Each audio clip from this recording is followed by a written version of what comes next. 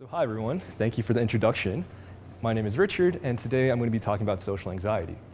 So we've all experienced this emotion before. Social anxiety is something that's very important in our lives. It happens so much, and in situations such as public speaking, like right now, or in meeting new people, you might feel a lot of social anxiety.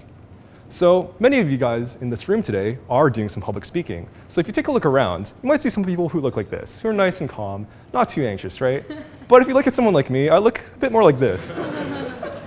So why are there these individuals in the experience of social anxiety? Well, to address this issue, we have to look at some personality factors, and specifically, I want to be talking about shyness and sociability. Shyness refers to the inhibition one might experience in the presence of others. Someone who's extremely shy might describe themselves as socially awkward. These people have trouble holding eye contact over time, and they feel tension in the presence of strangers. Sociability, on the other hand, refers to a desire to affiliate with other people and to spend time with them. Someone who's very social might want to meet new people whenever they're given the chance, and they prefer working in groups rather than alone. But the interesting thing is that these two factors are actually uncorrelated with each other. That is, you can be any combination of these. That leaves us with four main personality types, and there's one type in particular that might be prone to social anxiety, and that is our high shy, high social group, right? These people are very driven to meet with other people, and they want to find social acceptance, and yet this becomes a very daunting task if you find yourself awkward and you find yourself inhibited around others. So there's this inherent conflict in their desires of personality. So if we take a look at the behavioral data here, there's one study conducted where they paired people up based on their personality combinations of shyness and sociability. And we find that they exhibit behaviorally more social anxiety. So these people are graphed on the left with the blue bar, and then on the right bar, we compare it to every other personality type. So shy and sociable people spend less time talking overall.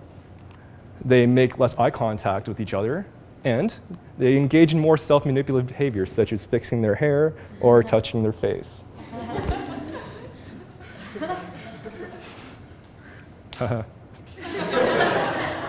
So now we see there's this difference in personalities and in their behaviors. How does this map onto the brain? And to address this, we might look at electroencephalography, or EEG studies. So that's me, and that's an EEG cap. It's a set of electrodes that sits on your scalp, and it's a nice and non-invasive way of looking at your brain waves and brain activity. And as you can see, it's also very fashionable. So before we relate this back to social anxiety, let's look at some background of frontal lobe EEG. So in the left hemisphere of your frontal lobe, you might see some emotions mapped onto there, such as joy, happiness, and anger. And you can broadly categorize these as approach tendencies, right? If you're joyful or happy, you might want to go up to someone and hug them. If you're angry, you might want to do something else, but either way, you want to approach. On the right, you have fear, sadness, and aversion. Now, this is kind of the opposite, in which it's the tendency to want to withdraw. So how do the brains of people of each personality combination look like using EEG? So we find that low shy, high social people have a very strong approach tendency on their left side. They have a lot of activity in their left hemisphere of the frontal lobe. Conversely, someone who's high shy, low social is very withdrawn. They are highly active in their right frontal lobe. Now, the next two get a bit more interesting. If we look at the brains of people with low shyness and low sociability, they're hypoactive overall, so they're not particularly compelled to do any approach or withdrawal. And most interestingly, the high shy and high social group is very active in both their hemispheres. So what does this tell us? Well, they're conflicted, right? They want to approach because they're sociable, but they also want to withdraw because they're shy.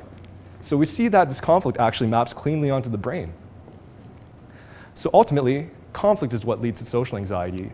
And social anxiety is caused by this conflict. Ultimately, you have to remember that social anxiety is just an emotion, though. Through practice, like learning a musical instrument or studying for a test, we can learn to overcome this and deal with it better.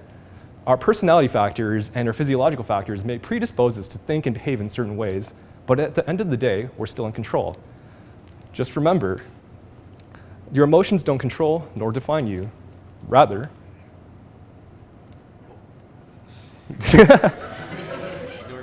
okay, cool. But yeah, just remember, your emotions don't control nor define you. Rather, we are the masters of our own outcomes. Thank you.